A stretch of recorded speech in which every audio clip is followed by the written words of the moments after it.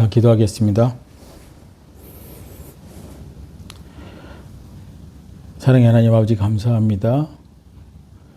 오늘도 주님 앞에 나와서 예배하게 하시고 주님 말씀 듣게 주셔서 감사합니다. 이 말씀을 듣고 힘을 얻어서 이 세상 가운데 승리하는 예수님을 닮은 사람들 되게 하여 주시옵소서. 오늘도 잘 깨닫게 하여 주실 줄 믿고 감사하며 예수님의 이름으로 기도합니다. 네. 제목이 내 안에 무엇이 있나요? 네. 자, 오늘 말씀을 같이 한번 한 절을 같이 읽겠습니다. 시작. 나는 포도나무여 너희는 가지라. 사람이 내 안에 거하고 내가 그 안에 거하면 그 사람은 많은 열매를 낸다니 나 없이는 너희가 아무것도 할 수 없느니라. 아멘.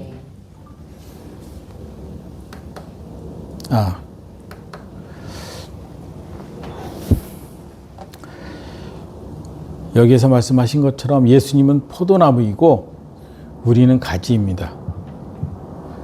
전에 말씀드린 것처럼 그 마태복음 3장 1절에서 12절 말씀에 있는 그 회개에 합당한 열매, 믿음을 가진 사람들이 가져야 되는 열매에 대해서 전에 말씀드렸고, 그게 이제 다시 오실 주님을 준비하는 자들이 해야 될 것들에 대해서 말했었는데, 그거에 이어서 이 말씀은 예수님과 나와의 관계에 대해서 설명하는 거라고 생각합니다.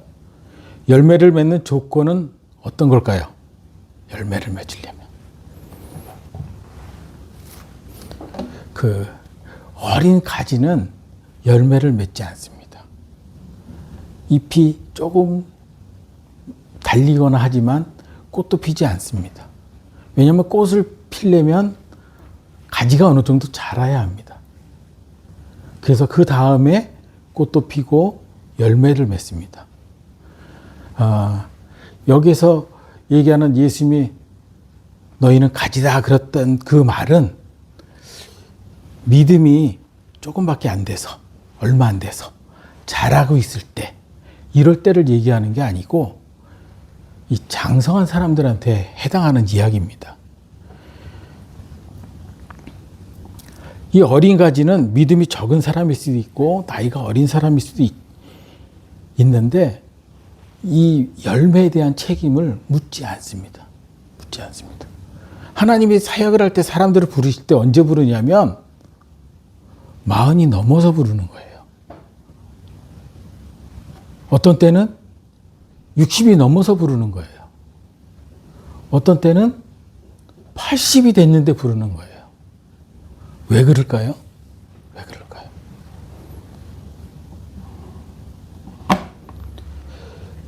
예수님은 말씀을 내가 듣고 아는데도 불구하고 그 주님의 말씀을 따르지 않는 생각을 가질 때 주님이 부르지 않으십니다.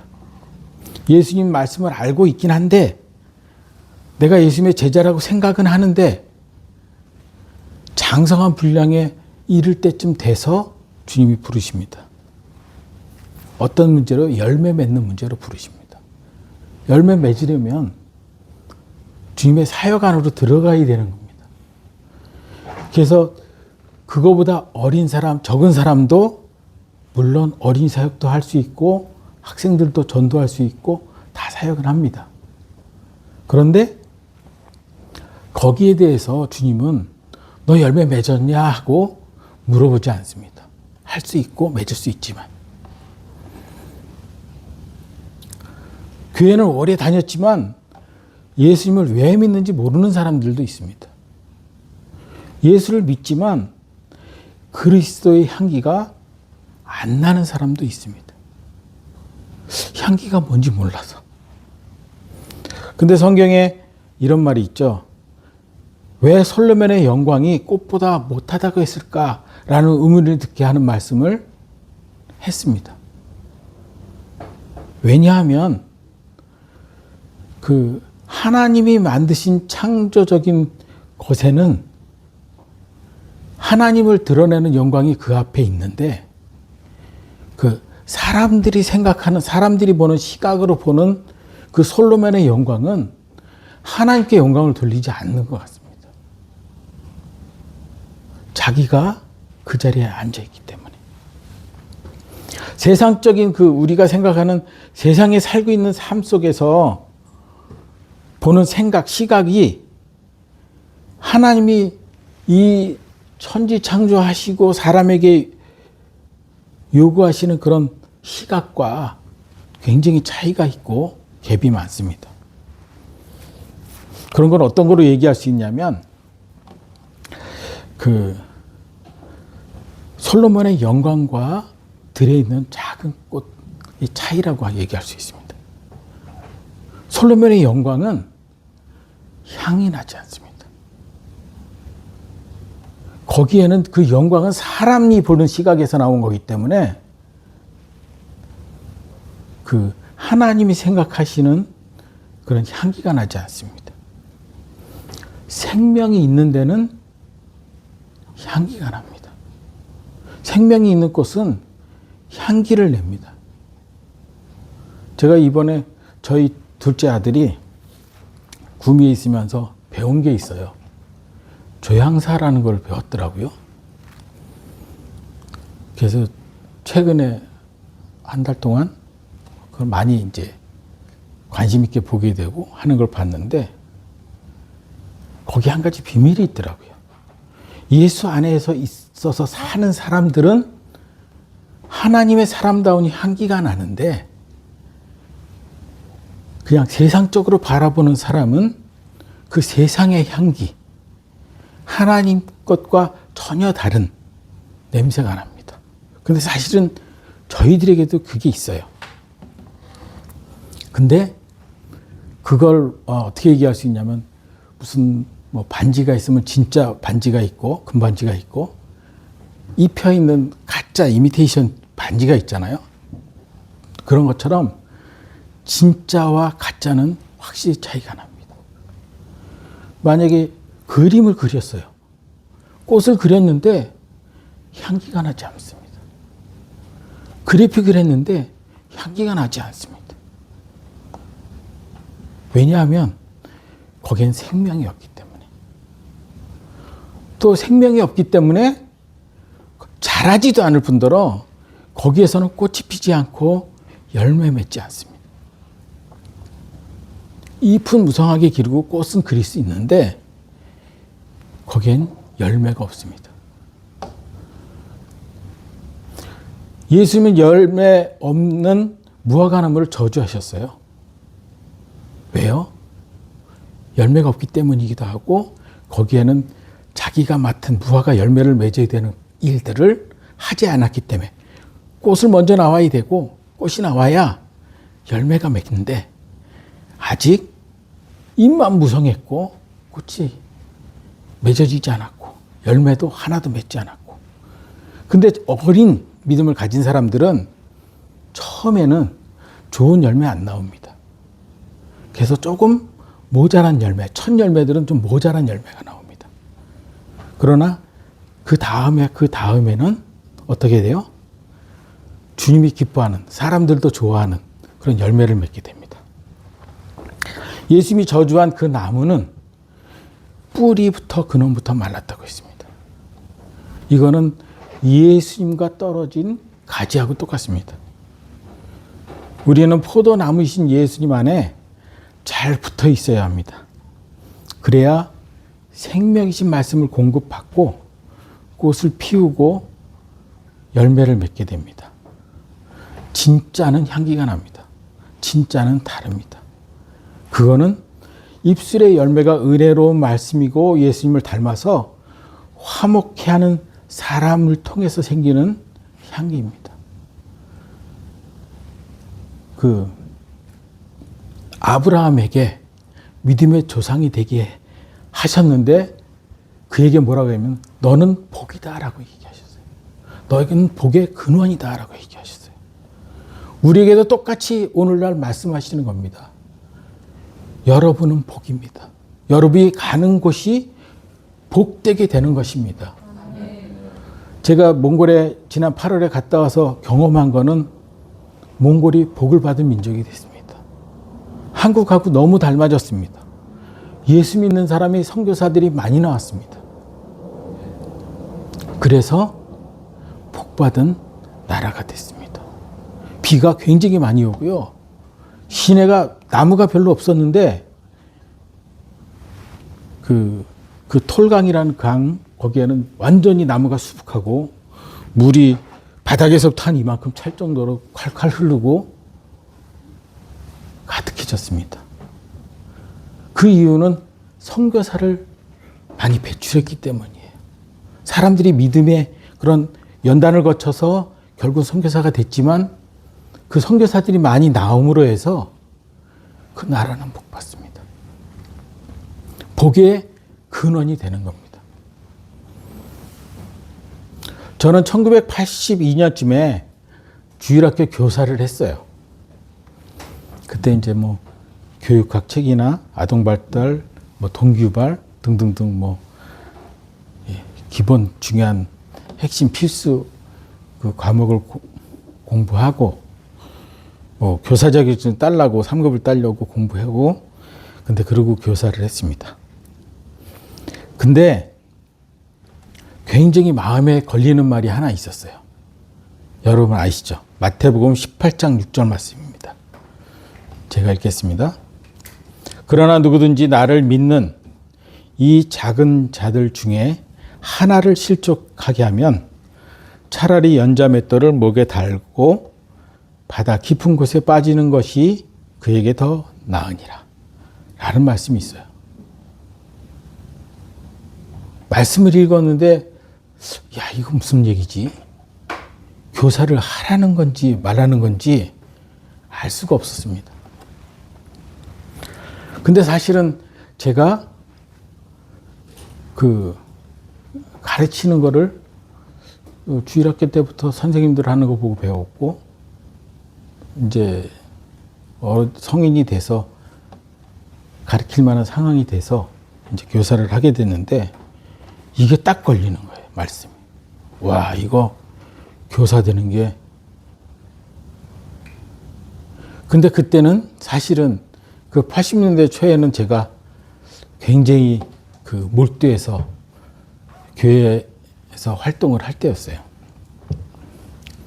제가 79년도에 영락교회에서 성가대를 4년 동안 했고요.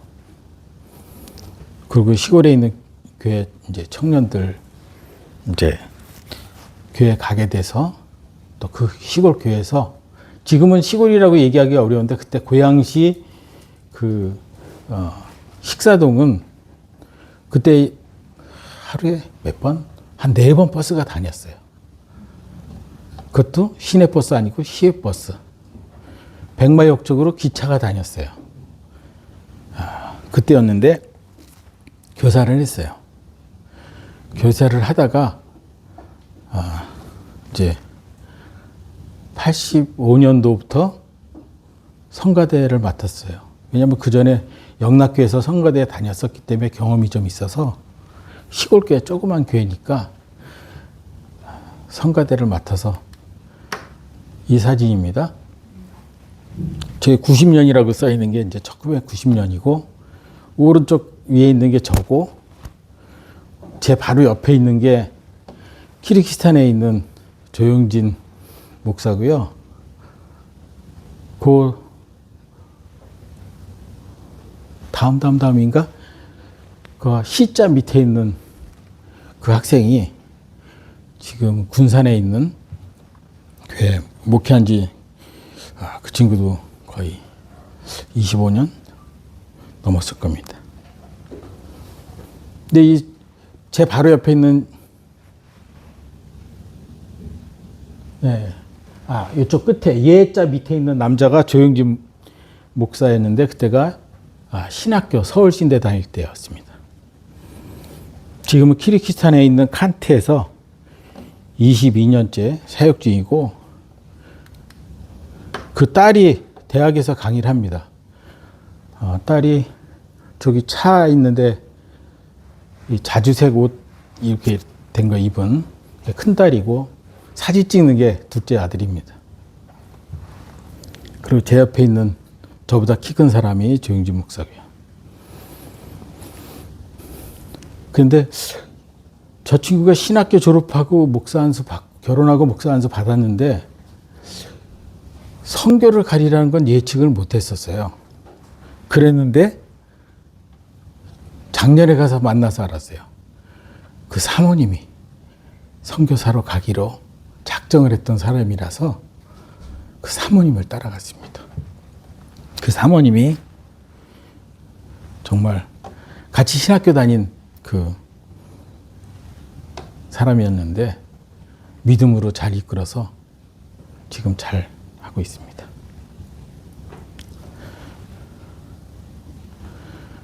그리고 그 옆에 있었던 세 번째인가 네 번째 있던 그 학생이었던 그 친구가 72년생인가 그렇고 이 친구가 71년생인가 그래요.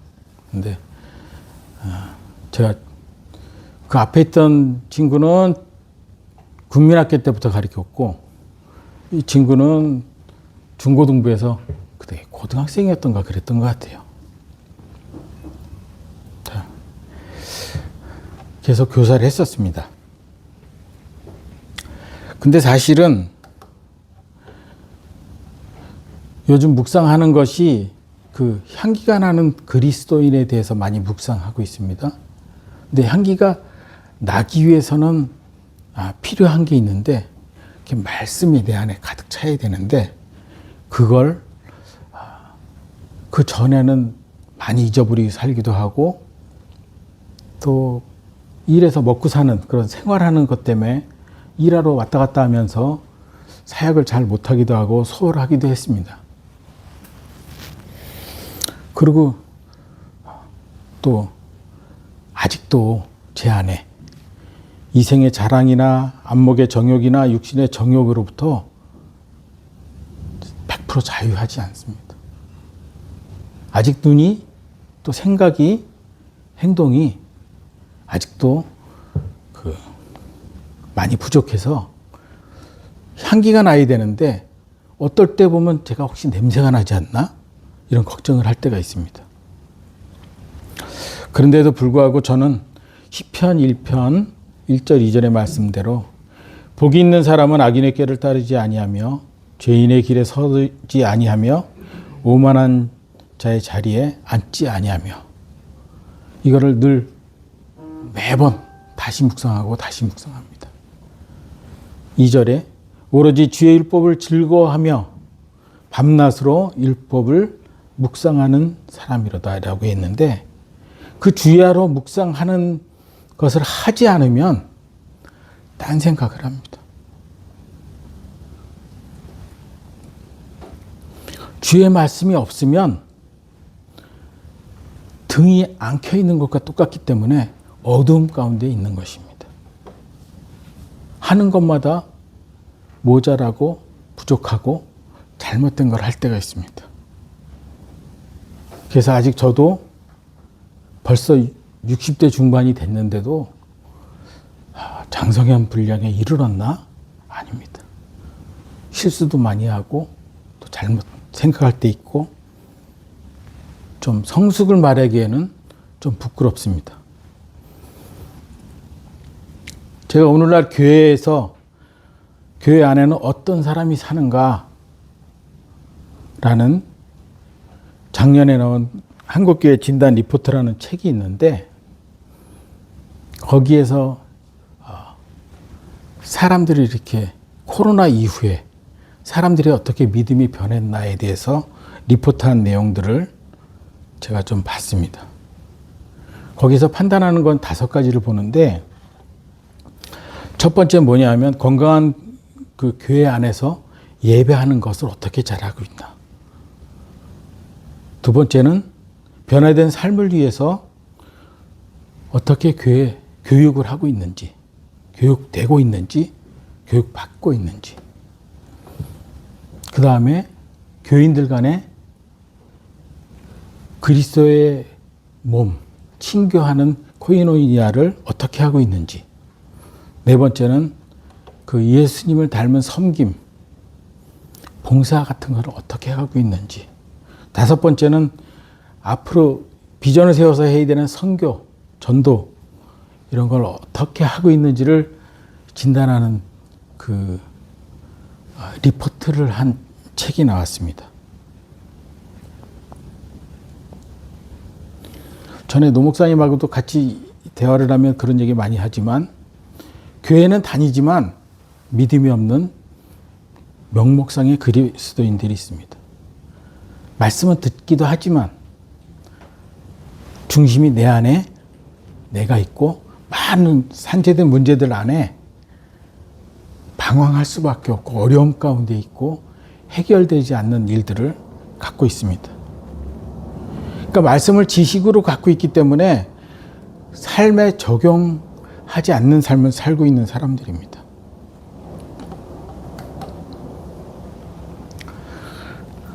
두 번째는 내가 주인인 그리스도인들입니다. 예수님 말씀이 내 안에 있고 내 삶에 적용을 하려고 생각은 하지만 실제로 잘 하지 못하는, 말씀의 그 지식을 갖고는 있지만 욕심이 더 먼저 앞서는, 세상에서도 복을 추구하는 그런 사람입니다. 그래서 기준은 세상을 바라보는 내가 기준입니다. 그래서 나의 주관이 삶을 인도하는 거죠. 그래서 사람들은 보이는 면, 또 가진 게 무엇인가 이런 것으로 생각하고 말하게 됩니다. 세 번째는 성령 충만하지 않은 사람인데, 예수님을 믿지만 성령님이 있지만 충만하지 않기 때문에 이 성령님이 인도하시는 삶으로 흘러가지 않는 겁니다. 넘쳐야 이 성령님의 말씀이 흘러가고 복이 흘러가고 나눠지는데, 채워지지 않으면 나눠줄 수가 없습니다. 그래서 저희들은 늘 시간이 좀 부족할 수도 있지만 말씀을 채워서 가득 채우는 게 아니라 넘치게 채워야 합니다.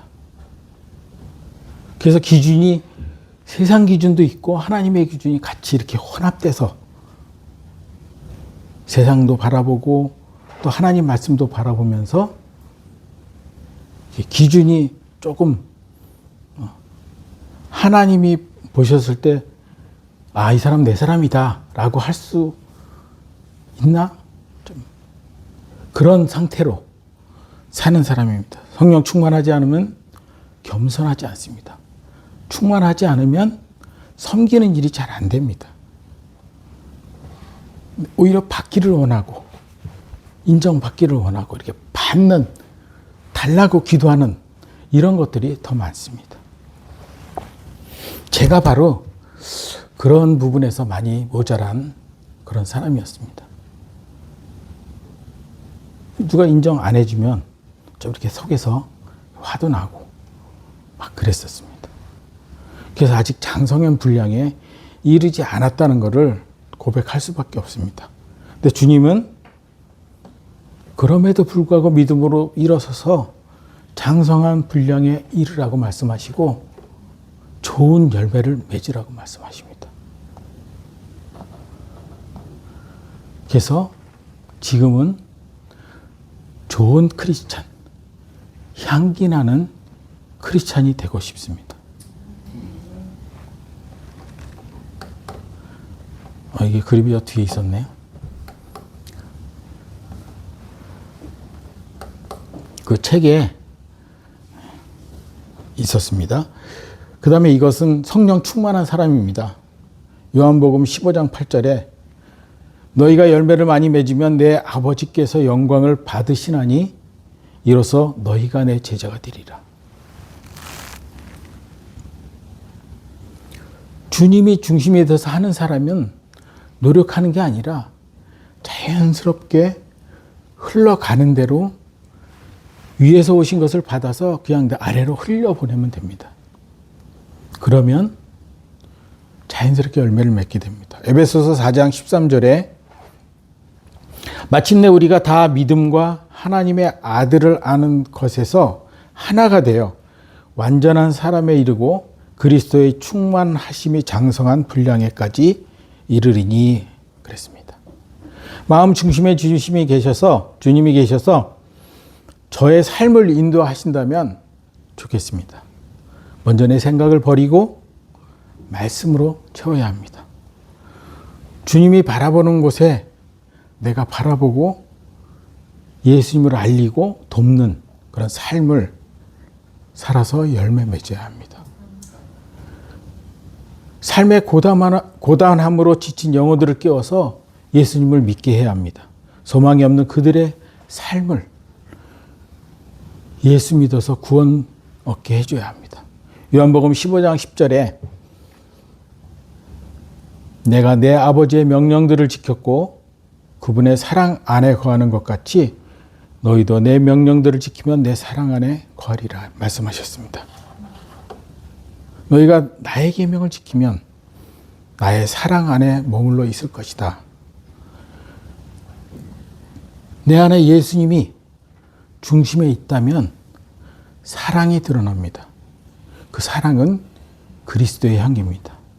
그 사랑의 향기가 이 세상을 사랑하시는 주님의 뜻입니다.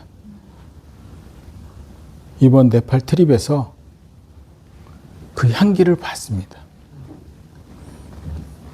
거기에서 하나님 말씀을 뵙고 믿은 사람들이 변화된 삶이 캄보디아에서 몽골에서 본 거하고 달랐습니다. 제가 신학교 사역을 잘 몰랐어요. 별로 그렇게 좋아하지 않고. 왜냐하면 몽골에서도 그렇고 캄보디아에서도 그렇고요. 뒤에서 이상한 얘기들이 들리는 거예요. 선교사들 만나서 선교사님 땅 사서 교회 짓죠 라고 얘기하는 그런 말들, 그 사람들의 생각들, 이런 것들이 저를 선입견을 갖게 했거든요. 네팔에 가서는 다른 걸 봤어요. 하나님 말씀을 배우고 그걸 믿음으로 받은 다음에 고향으로 가서 기도하고 말씀을 전해서 교회를 세우는 거예요. 사람들이 벽돌 하나하나 교인들이 자기들이 벽돌을 쌓아서 건물을 짓는 거예요. 첫 번째 거기는 힌두교가 국교라서 우상 숭배가 많고 제사가 많습니다. 근데 예수님을 믿으면 그 제사를 안 지내는 거예요. 거기에서 이 우상 숭배에서 벗어난 이 사람들이 그 또 다른 그 위로도 받고 그런 은혜를 받습니다. 그래서 그들은 예수 믿고 나서 고향에 가서 가족들에게 먼저 복음 전하고 가족이 먼저 교인이 되고 도와주고 교회 건물 짓는 걸 같이 하고 그래서 그 주변에 예수 믿는 사람이 마을 단위로 퍼지면서 교회가 믿게 돼요. 제 사진 올린 거 뒤에 있나요?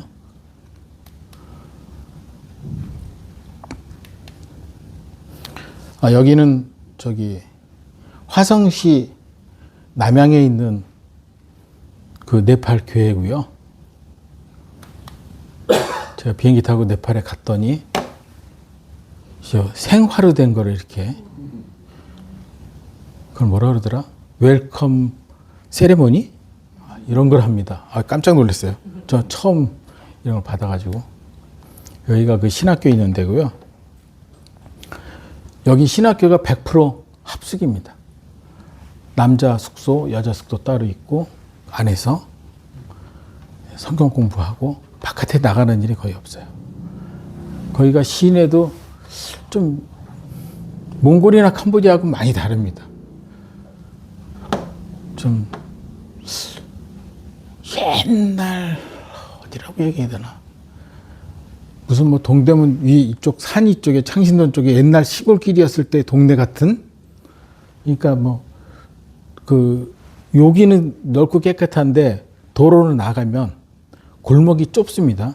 폭이 한 요 정도 되는 도로로 차가 2대가 다니고 오토바이 같이 다니고 그리고 옛날 집들이 길이 똑바르게 길이 나 있지 않고 이렇게 막 꾸불꾸불 했는데 도시계획이 전혀 안 돼 있어요. 그리고 그 산에 이렇게 웅지에 있는 울란바토르처럼 한 1300고지 정도에 있는데 거기에 그 중간중간 골짜기들이 굉장히 많아요. 이렇게 평탄하지 않아요. 그래서 도시라고 하기에는 너무 수도라고 하기에는 좀 굉장히 아닌 것 같더라고요. 근데 거기가 80%가 그 인도계 아리안족입니다. 그리고 한 18%가 몽골족인데 그 현지 토착민들이 한 2% 정도 되는데 티베트 쪽에서 신장 위구르 쪽에서 몽골족들이 많이 내려와서 거기는 할 수 없이 산 쪽에 다 삽니다. 몽골족들이. 그래서 야크나 뭐 소나 염소 이런 걸 키우고 힌두교가 계급사회가 있죠. 계급사회. 거기에 좀 눌렸었나 봐요. 소수민족들이. 예수님을 믿고 우상에서도 벗어나고 제사 지내는 게 부담이 큰데 그런 거 벗어나고 계급사회가 없다는 걸 알은 거죠. 예수 믿고 나서. 그래서 이 복음이 전파되는 게 몽골이나 캄보디아하고 상황이 다릅니다. 캄보디아는 몽골보다 더 안전해집니다. 너무 편안해요. 걱정거리도 없고 자기네들이 갖고 있는 그 문화에서 벗어나기 싫어해요. 그 더워서 그런가요? 뭐 그런 영향이 있는 것 같기도 하고. 근데 여기는 이 소수민족들은 굉장히 어렵게 삽니다. 보통 20만 원 받는데 이 사람들은 그런데 일도 없어요. 시골은. 먹을 것도 없어요. 먹을 거는 좀 있죠. 농사 져서 먹으니까. 있는데 돈이 없어요. 근데 예수 믿고 복음 전하는 이 사람들의 열정이 굉장합니다. 그 인도계에 눌렸던 그런 거에서 벗어나는 경우도 있고 또 종교적인 그런 영향도 있고 그래서 교회가 막 번지는 겁니다. 지금 뭐 동쪽으로 서쪽으로 막 양쪽으로 산 있는 쪽으로 복음 전하는 게 퍼센테이지가 지금 2% 정도 기독교 인구가 됐는데 10년 안에 10% 넘을 것 같아요. 소수민족이 그 몽골족만 540만 정도 되는데 560만인가 되는데 그 퍼센테이지가 그 인원이 많은 사람이 예수 믿게 된다면 퍼센테이지는 2%가 아니라 10%로 금방 넘어갈 수 있습니다. 근데 그 사람들이 어떤 사람들이냐면 세계 부족이 그 왕국을 갖고 있다가 통일한 게 고르카 왕국인데 그 고르카 왕국 세운 사람이 구릉족이라고 합니다. 몽골족이에요. 유럽에 뛰어다니는 용병으로 유명한 사람들이 그 사람들이에요. 그래서 이번에 가서 보면서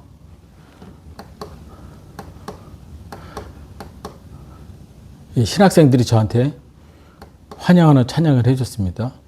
아직도 이 그 힌두교 영향권 안에 불교를 받아들여서 속 안에 넣고 이렇게 저기 보이는 게 물이 뭔지 아세요? 저 빨래터입니다. 빨래터. 세계에서 두 번째로 물이 많은 나라라고 합니다. 그냥 산에다 파이프 꽂아놓으면 물이 그냥 나와요. 그걸로 씻어요. 다. 물이 깨끗합니다. 여기 첫 번째 간 현지 교회고요. 여기 두 번째 간 교회고요. 그리고 캄보디아, 베트남이랑 비슷한 이 건물 짓는 구조를 갖고 있습니다. 산골짜기가 너무 많습니다. 골짜기 너무 많은데 길을 내면 산사태, 이 맨 왼쪽에 있는 게 이제 그 산사태 나서 무너진 거를 도자로 이렇게 밀어놓고 차들이 다니는 걸 찍은 건데 그냥 비만 많이 오면 산에서 흙 토사 내려오고 돌 굴러내려서 사람들 깔려 죽고 이런 게 1년에도 몇 번씩 비가 많이 올 때 있습니다. 공사는 계속 하고 있고요. 좋아지고 있습니다. 여기가 이제 교인이 하는 옷가게입니다. 여기에서 뭘 했냐면 그 재번교실을 했습니다. 여기가 이제 지방에 있는 도시인데 그 교회 오른쪽에 있는 분이 목사님이시고 현지인 목사님이시고 녹색 옷을 입은 분이 그 BBC에 나오는 그 네팔 선교했던 거에 나왔던 그 방 선교사님입니다. 여기 뭐 했냐면 재번교실을 하면서 요 작은 그 읍내 말고 산 몇 개씩 너머에 있는 조그만 교회들에서 사람들을 불러 모아서 재번교실을 했습니다. 그리고 그 아까 목사님이 심호하는 저 3층 교회, 그 동네에서 제일 큰 교회고 이 교회에서 50개 지교회를 갖고 있습니다. 산 너머에 여기 개척하고 또 넘어가서 또 개척하고 이렇게 교회를 계속 개척했습니다. 여기서 예배드려서 말씀 전했는데 한 400명 가까이 모인 것 같아요. 이 학생들이 찬양했습니다. 이게 재번교실 졸업식을 했습니다. 그리고 또 다른 시골교회 갔는데 이게 그 현지인 사역자가 교인들하고 같이 교회 건축한 거. 안에 아직 다 안 됐는데 같이 기도했습니다. 다른 교회고요. 여기 2층은 아직 못했어요. 1층은 예배드리고 2층은 아직 비어 있습니다. 이렇게 다른 교회 갔고요. 여기도 또 다른 교회입니다. 옆에 옛날에 만들어 놓은 그 모임하는 음악이고요. 그 기둥 세워서 요 건물을요, 그쪽 지역 관공서에서 지원해서 진 겁니다. 이 교회가 지역 사회를 위해서 좋은 일을 한다고 그 지역 예산을 교회에다 저해서 모임 장소 할 수 있게 또 관공서나 이런 데서 모임할 때 여기서 하려고 했는지 교회에서 지원을 받았어요. 관공서에서. 그래서 이 나라 개종금지법으로 굉장히 반대하는 나라 아닌가? 굉장히 탄압이 심한 거 아닌가 생각했는데 지역으로 가니까 그런 게 없습니다. 여기도 교회를 자기 그 마당에 크게 교회를 지어서 또 신축을 위해 더 한다고 이렇게 교회를 짓고 있는 겁니다. 저기 왼쪽에 있는 게 저 설계도입니다. 아까 지으려고 한 곳에 여기는 내부고요. 여기는 저 고르카 왕국이 있는 그 요새를 올라갔습니다. 왕국이 산 꼭대기에 있었습니다. 거기서 저 뒤에 히말라야 산 보고 찍은 사진입니다. 십자가를 저렇게 교회 지붕 위에다 이렇게 십자가를 걸어놓고 안에 예배 드리는 것은 그 성막 이야기 무슨 뭐 이야기들을 쫙 다 채워놨습니다. 앞에는 저렇게 말씀을 채워놓고 여기도 또 다른 교회입니다. 이 교회가 저기 지어있는 밑에 있는 게 교회인데 여기서부터 저쪽까지가 한 100m 넘는 것 같아요. 합해서 한 2헥타 넘는 것 같더라고요. 근데 이거를 그 가족이 줬어요. 땅을. 가족이. 그래서 교회를 졌습니다.